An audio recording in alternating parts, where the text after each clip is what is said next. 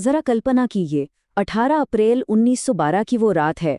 America के New York शहर में घनघोर बारिश हो रही है और इस भारी बारिश के बीच करीब 40,000 लोग दिल थामे किसी का इंतजार कर रहे हैं।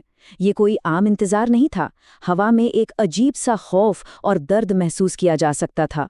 सबकी निगाहें बस समंदर की ओर टिकी थीं, क्योंकि वहां कारपेथिया नाम के एक जहाज के पहुंचने की उम्मीद थी। और जानते हैं ये इंतजार क्यों था? ये 706 का जो आंकड़ा है ना, ये पूरी सच्चाई बयां कर देता है। दुनिया का सबसे सुरक्षित कहा जाने वाला जहाज, जिस पर 2240 से ज्यादा यात्री और क्रू मेंबर सवार थे, उनमें से ये कारपेथिया जहाज अपने साथ सिर्फ और सिर्फ 706 जिंदा लोगों को लेकर वापस लौटा था। बाकी सभी लोग हमेशा के लिए समंदर की गहराइयों में समा चुके थे।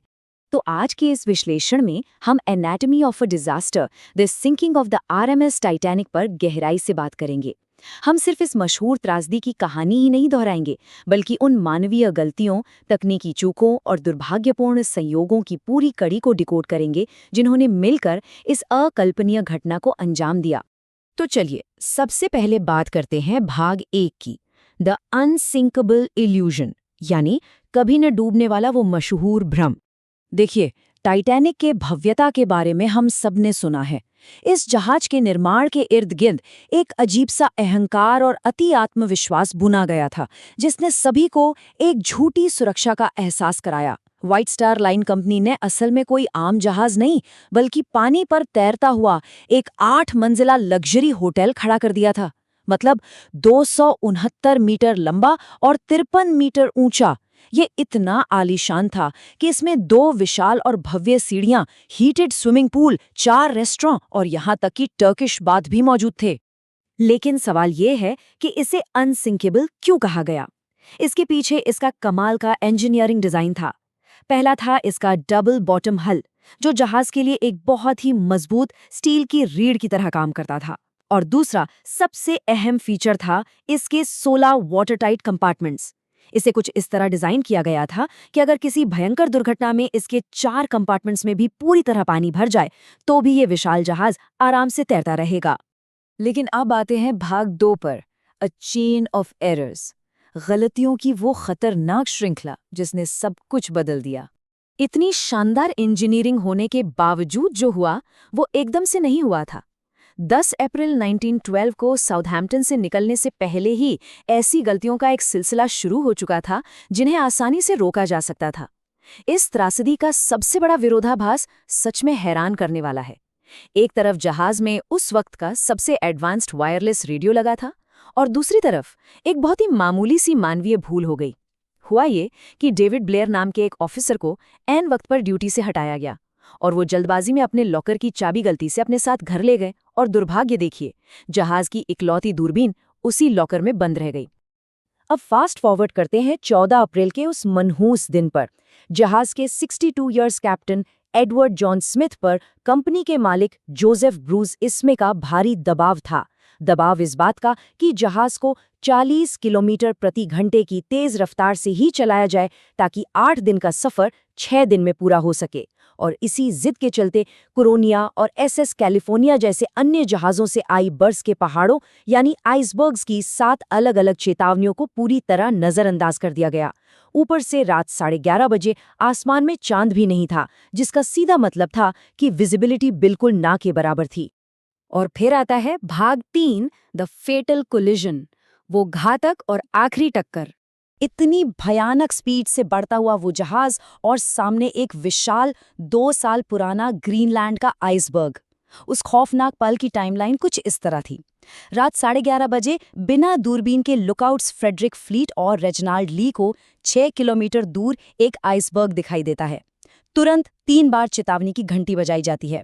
फर्स्ट ऑफिसर विलियम मर्डॉक बिना देरी किए इंजन्स को रिवर्स करते हैं और जहाज को बाईं ओर मोड़ने की पूरी कोशिश करते हैं। लेकिन जहाज इतना विशाल था कि इतनी कम दूरी में उसे मोड़ा ही नहीं जा सका, और ठीक 11:40 पर जहाज का दाहिना हिस्सा उस बर्फ की चट्टान से जा टकराता है। और इस भयंकर टक्कर का नतीजा क्या हुआ? सिर्फ एक नंबर 6। बर्फ की उस चट्टान ने जहाज के उस मजबूत डबल बॉटम हल को पूरी तरह चकमा दे दिया था, क्योंकि टक्कर नीचे नहीं बल्कि साइड में हुई थी। और इस वजह से एक ही झटके में 6 वाटरटाइट कंपार्टमेंट्स बुरी तरह फट गए। याद है ना, हमने पहले क्या बात की थी? जहाज सिर्फ 4 कंपार्टमेंट्स के डूबने तक ही बच सकता था। 6 का मतलब बिल्कुल साफ था, अंत अब निश्चित हो चुका था। भाग 4, 2 घंटे 40 मिनट, वो वक्त जब जिंदगी और मौत की सबसे हताश करने वाली जंग चल रही थी। इस भीषण टक्कर के बाद जो हुआ, उसके आंकड़े सच में परेशान करने वाले हैं। सोचिए, 2240 लोगों से भरे इस जहाज पर कुल मिलाकर सिर्फ 20 लाइफ बोट्स थीं, जिनकी अधिकतम क्षमता केवल 1200 लोगों की थी।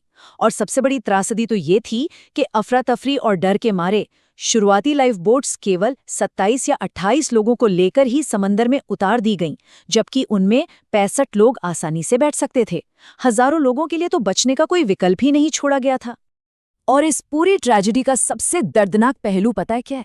मदद असल में बहुत करीब थी। SS कैलिफोर्निया नाम का एक जहाज वहां से महज 37 किलोमीटर दूर था, लेकिन उसके कैप्टन ने बर्फ की वजह से जहाज रोक दिया था और रात में अपना रेडियो तक बंद कर रखा था। उन्हें आसमान में मदद के लिए छोड़े गए डिस्ट्रेस फ्लेयर्स दिखे भी, पर कोई मदद के लिए आगे नहीं आया।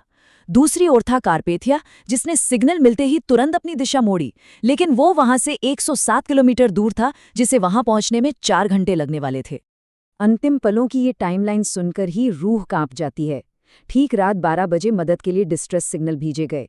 रात 1:50 पर जहाज से आखिरी लाइफ बोट रवाना हो गई और अपने पीछे छोड़ गई 1500 से ज्यादा लोगों को, जो अब बस अपनी मौत का इंतजार कर रहे थे। और फिर रात 2:20 पर पानी के भारी दबाव की वजह से ये विशाल जहाज 2 हिस्सों में टूट गया और -2 डिग्री सेल्सियस के बर्फीले पानी में हमेशा के लिए समा गया। और अब आते हैं अपने आखिरी हिस्से पर, भाग 5, सीक्रेट्स ऑफ द रेक, यानी मलबे में दबे हुए वो रहस्य। दशकों तक ये मलबा अटलांटिक महासागर की गहराइयों में एक गहरा राज बना रहा। इस राज से पर्दा उठने में 70 साल से भी ज्यादा का वक्त लग गया। आखिरकार सितंबर 1985 में ओशनोग्राफर रॉबर्ट बैलर्ड ने इस मलबे को खोज ही निकाला। जहाज के दोनों हिस्से समंदर के तल पर एक दूसरे से करीब 2000 फीट की दूरी पर पड़े हुए मिले। ये उस भयानक रात का सबसे खौफनाक सबूत था। और जांच में जो सच सामने आया, वो किसी बहुत बड़े प्लॉट ट्विस्ट से कम नहीं था। पता चला कि जहाज बनाने वालों ने पैसे बचाने के चक्कर में, जी हां, कॉस्ट कटिंग के लिए, जहाज के कुछ हिस्सों में मजबूत स्टील रिविट्स की जगह नरम कास्ट आयरन यानी कच्चे लोहे के रिविट्स का इस्तेमाल किया था। जब आइसबर्ग का भयंकर दबाव पड़ा तो यही नरम रिविट्स टूट गए, जिससे स्टील की प्लेट्स आसानी से खिसक गई और समंदर का पानी तेजी से जहाज के अंदर घुस गया। आज समंदर की उस गहरी खाई में टाइटैनिक का मलबा धीरे धीरे गलकर हमेशा के लिए खत्म हो रहा है। लेकिन ये मलबा अपने पीछे एक बहुत बड़ा सवाल छोड़ जाता है। क्या हमने सच में अपने तकनीकी अहंकार की हदों को समझ लिया है?